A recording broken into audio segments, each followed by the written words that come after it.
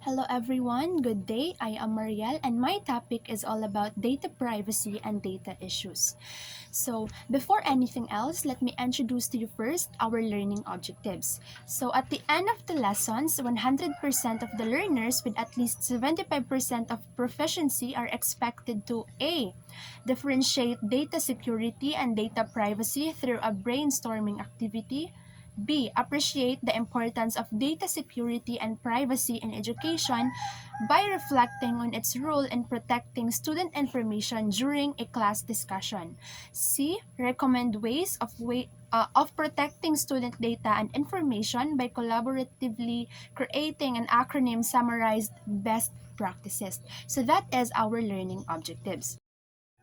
So data privacy and data issues. So educational technology really creates a lot of data that helps schools provide students with personalized learning. It's important to use this data wisely while keeping it safe and private. So schools should focus on protecting student information and preventing risk. By doing this, they can use data to improve education while respecting students' privacy. So this lesson will teach us why student data is valuable and how to keep it secure or safe. Data privacy and data security in education. So now, what is the difference between data privacy and data security? Okay, so the main difference between data privacy and data security is that data privacy is concerned with how data is used and controlled, while data security is concerned with protecting that data.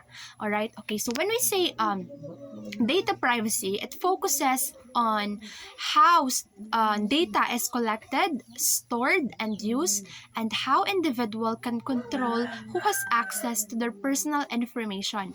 Data privacy is implemented through policies, procedures, and ethical considerations, while when we say data security, on the other hand, it focuses on protecting data from unauthorized access, loss, or corruption throughout its life cycle.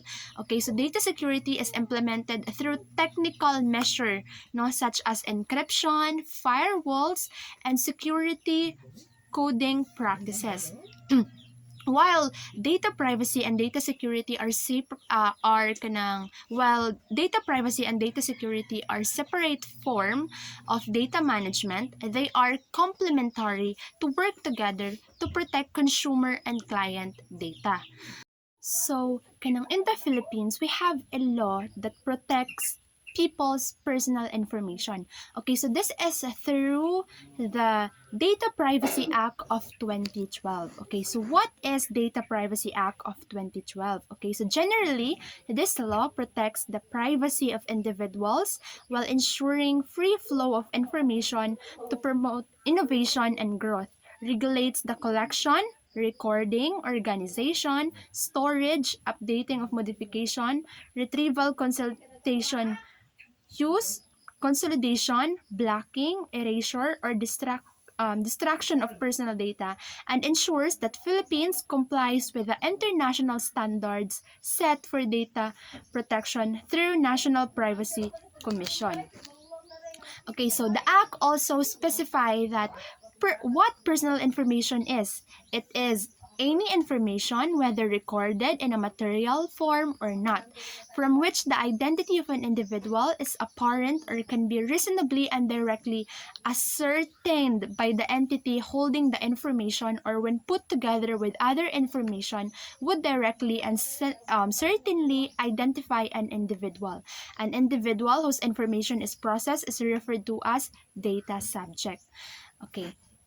So now in the Philippines, we have a law that protects our personal information or that protects our data, which is called as Data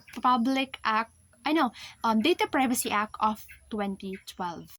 Okay, so now let's move on to data and technology as means to improve learning. Okay, so digital technology. So what is digital technologies? Diba, like personal computers, handheld devices, applications, vlogs, and systems and educational services. Okay, so teachers are working hard to help each student learn at his or her own speed, inspiring students who have mastered the topic to progress forward, offering additional guidance as appropriate, and having all students involved. Comprehensive demographic details lets instructors recognize strengths and weaknesses for each student and introduces them to daunting yet workable learning opportunity that draw on his or her specific interest. So education does not operate in one size fits all strategy. So ang technology it offers us further flexibility, no, to address the expectations and desires of students. Okay, so personal knowledge and user input are often critical for assessing emerging educational technologies and ensuring that they continue to positively empower and serve students. So student data also offer useful insight about how innovative instructional methods and strategies perform, particularly for different classes of students. Reliable evidence allows us to identify and exchange best practices from a good instructor or educator. The internet and technologies allow educators to build innovative strategies in classrooms and communities and benefit from advances in other schools. Smart technology usage lets you analyze strategies and select methods that help your student grow and help the schools handle capital more efficiently.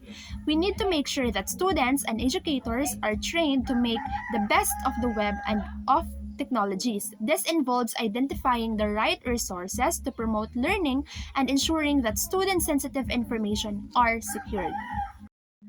Okay, so now let's proceed to safeguarding student data. Okay, so for decades, educators have been securing student knowledge to ensure it is utilized for instructional purposes. Today, technology creates more knowledge and offers more ways to exchange it. Therefore, as a sensitive student information is digitalized, further security is required. So, we have here the kanang best practices for securing student data. So they are summarized through the acronym PRIVATE.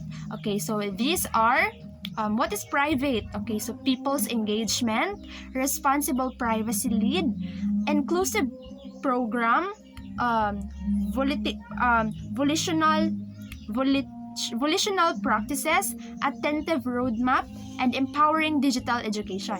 Okay, so the first one is people's engagement. Okay, so think of all the professionals in your school or board that will be aware of the privacy policies and work squad. Engaging stakeholders early creates momentum and performance for the process. So the second one is responsible privacy lead. The team is important, so you need a central point individual in your school or community who is ready to address queries from friends, parents, or students. And the third one is inclusive program. Educate parents regarding your robust protection policy and the measures they should take to secure their children's details. Educators and families both continue to improve learning and safety, and when we extend the way we utilize technology at school, at home, and in between, we both play a position in balancing creativity and security. So next is volitional practices. Best practices for managing vendors, applications, and devices allow your schools to set quality standards for your program. Next is attentive roadmap. Go back to what is already being done by your school in taking care of students' data. Review the gaps, problems, and previous incidents to create a roadmap. This will help your institution in creating a more coordinated mechanism. So the last one is empowering digital education. Good policies and procedures are important, but awareness is the perfect approach to improve any aspect of the privacy program. Teach students to safeguard their confidential details and value the privacy of others. So that is the kanang best practices, no, or ways that kanang institution should take to ensure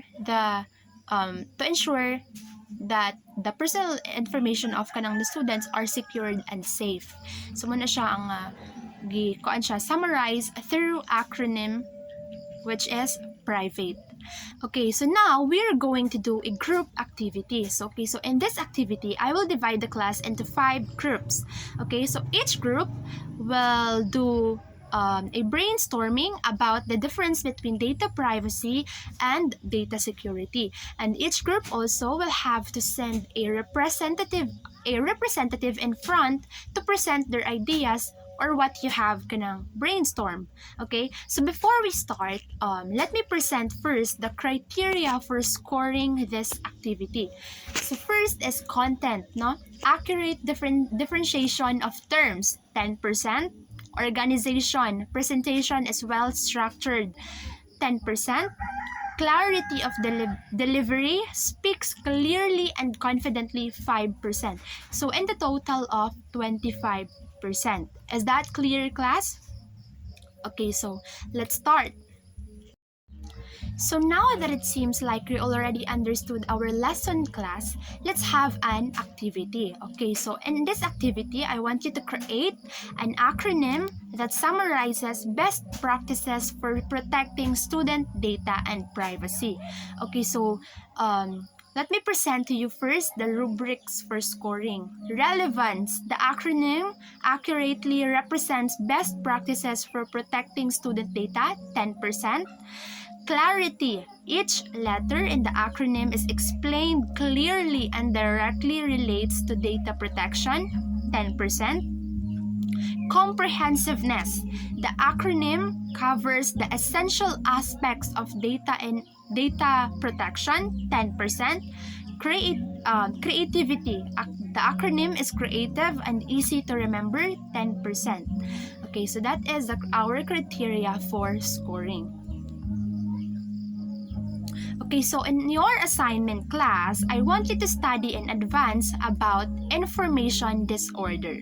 Okay, so that concludes our lesson this morning. Goodbye, class.